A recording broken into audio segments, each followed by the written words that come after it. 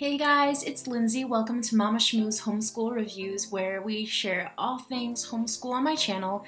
So today's video is going to be on the topic of our homeschool update and what has been going on, what we are doing, and how we're getting into the rhythm of our new homeschool year. It's been a very exciting year, you guys, and I'm really excited to share with you guys a couple weeks of our homeschool. I figured I did my homeschool mom box swap and I'm already with my lipstick on, my hair is done, so I figured why don't I just do another video to share with you guys how our school year is going so far and what we've been doing and what we've been changing up and how we're just getting into the groove of things since we took like a very big chunk of our summer break off. So we usually do lots of school through the summer, but this year they had VBS and our cousin in town and they did lots and lots of fun activities at the library and movies, and we just had a blast. So I just wanted to enjoy that and just rest in that fun time during the summer. And we were gonna start in the middle of July, but we ended up starting at the end of July, which is fine. And we started on a week where we only had 2 days of school, which was really, really good because we started off slow and we just had like a really fun day with them for the first day of school. And I had a day in the life video that I did, which is, so it was not my best vlogging video, but I'm not a professional vlogger, so if you want to see a day in the life of our first day of school, I will link it up above for you guys and down below. It was fun to make, and we have a memory now of our first day of school. So we did like the whole donuts run where we went out with my husband to do that. They saw all of their new things that they got for homeschool. They got their latch mates at Michael's, and they also did a little bit of school, but then we also hung out with our friends at the homeschool park, and we had like a huge storm and the kids had to stay in the bathroom with the parents for quite some time during the severe thunderstorm. It was really, really bad. It was like the worst thunderstorm we've ever had when we've gone to that park, and we've been to that park like a lot last year, so it was really fun. The kids will never forget it. So I want to go into like the academic part of our homeschool week to let you guys know like what's been going on, where we are, where I want to be with certain subjects. And so mainly it would be like math and language arts is what I'm going to be talking about in this video, and then in the next few videos with my homeschool updates I'll share with you guys more of like history and science.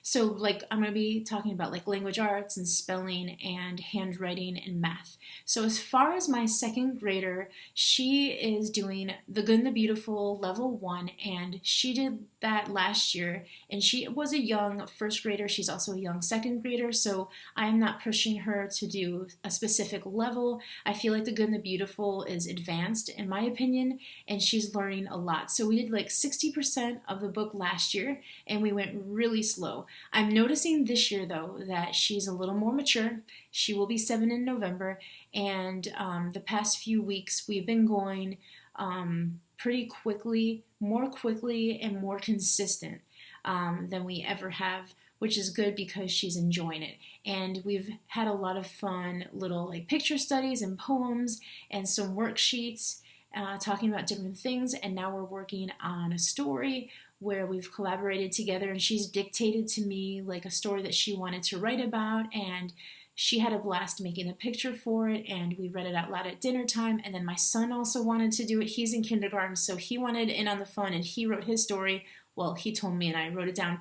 So if you guys are looking for something for your kid that might be a reluctant writer, Julie Bogart always encourages moms to take down their kids' words and just have them dictate to you a story. I think I'm going to probably put it into practice more than often, like probably like every 2 to 3 weeks do it, or every month at least, and have them just talk to me and write a story, because we had a blast. We spent lots of good quality time and the kids were helping each other out, and it was a really fun collaboration that the kids and I got to work on together. Like it was like a really cool project. So I encourage you guys, if you're not using The Good and the Beautiful and you just want to help your daughter or your son become a better writer, let them dictate a story to you. As far as our spelling goes, we didn't do tons of spelling last year, but we did use The Good and the Beautiful. It was okay. It wasn't my favorite, but for some reason I had a revelation that when we're using Explode the Code for my daughter, she can use the word list that she uses in each lesson. So we're just using every lesson and using all the words that she learns there and using them as her spelling. I think she learns, like, I would say 8 to 10 words every time she does a little lesson in Explode the Code book, and the lessons are like 5 to 6 pages long. I'm just kind of like estimating, but that is working out really, really well. She writes them down in her planner at the end of her planner, and then I will ask her to spell them out orally to me, and then she'll practice writing them out either on her planner or on the chalkboard. And it's working out really, really well, and I think that she's grasping the spelling words a lot faster because she's being very repetitive, like writing it down in her Explode the Code book, and then she's visualizing the words, and it's working out really, really well. So if you guys don't have a spelling program, but you're using Explode the Code, you don't need another program. Might as well just use the list that they have for the lessons. And I didn't particularly love the spelling words for the Good and the Beautiful. Like, we did use those last year, but we're just going to use Explode the Code this year, and it's working out great. So that's a little pointer to you guys if you do have Explode the Code. As far as her handwriting, we're using the Good and the Beautiful just for fun. There are a lot of traceables, which I noticed are a little bit like easier for her because she does write on her own, but I like it because it helps her master the way it's actually supposed to be and her formation. And then she likes that also because she gets to draw in the workbook. And then we're also doing the cursive handwriting, and that we're going back and forth with. So whatever she prefers to do that day, she does. And we do handwriting, I would say, the past few weeks, three times a week. It's not like where we do it every single day. I'm more focused on her doing her language arts with me and her Explode the Code. And her BJU math, we're still continuing on the first grade level because I started her first grade level in the middle of the homeschool year last year. Since we homeschool year long, I figured it wouldn't make a big difference if she did it through the summer, and we didn't do it as much as we planned. We did do a little bit of math, but not as much as I thought, and so it's gonna run into this year, and so that's okay because I planned on that. And then we'll probably start second grade math in a few months because we have like 5 chapters left, and then go into the second grade book. So it's very exciting. She's a little hesitant on some of the new concepts, and so when she's hesitant about it, it takes her longer to do the worksheets. She might want to just do half the page or just one whole page, and in the past she would be working straight through like 5 to 6 pages if it's super easy. So I'm noticing, when things are hard, she doesn't want to do as much. When things are easy, she goes through it so quickly. We're trying to get a chapter a week done, and if we do that, that's good. If we don't do that, that's okay as well. I just want to get to like second grade math, but if it takes more time, then so be it. It's fine with me. So that is for my daughter. For my son, who's in kindergarten, he is working on his phonics using 2 programs mainly, which is the reading lessons, and that book is just a great book, and I need to do a review on it and a flip through because the last one I did was a long time ago and we still use it. And we do 1 page a day for him because that's just as much as his little brain can handle, and he doesn't want to sit down that long. So we might do it 3 to 4 times a week, 1 page at a time. And then the days that we don't do the reading lesson, we do Explode the Code.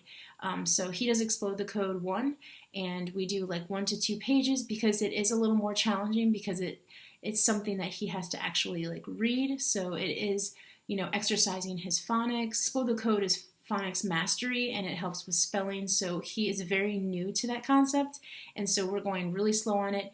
He did A, B, and C for preschool, and he loved it, and he really liked Explode the Code 1, but it's just a little more challenging.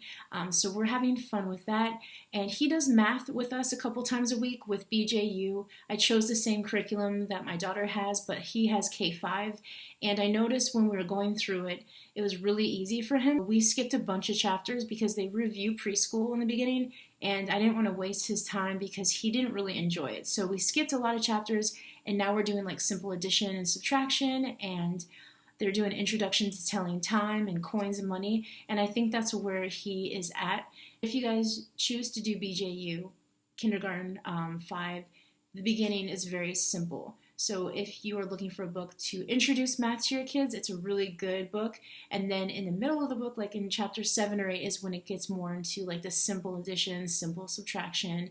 And that is where he is at, and that's where I want him to kind of do because we have done it last year, so it's like a review for him. He is also using the Good and the Beautiful handwriting, and he's doing level 1, and he's enjoying that too. Like, he does it probably once a week. I think it's like 100-page book, so it won't take the whole year really to do it. So if he does it once or twice a week, he'll end up finishing it by the end of the summer of this year. So it'll work out really well, and they seem to like it a lot because there's drawing involved and coloring, and it makes it a little bit more fun. So that is it, you guys. That is my homeschool update. If you guys want to see more homeschool updates like these, give me a thumbs up so I know that these videos are things that you guys like to watch.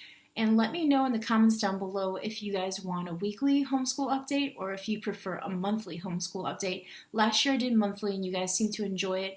But if it's something that you guys really want, where you want to hear what I do every week, then let me know. I would really enjoy your input and advice on that. I try to do polls on my YouTube community tab, and it's been very successful, and I love interacting with you guys, so you guys have given me some good ideas. So if you ever have any like video suggestions that you think you might want to watch, I will try my best to let you know if I can do it or not, but I would love to have your input on some of the videos that you want to see in the future on my channel. I love hearing from you guys, so comment down below. I will see you guys in my next video. Bye.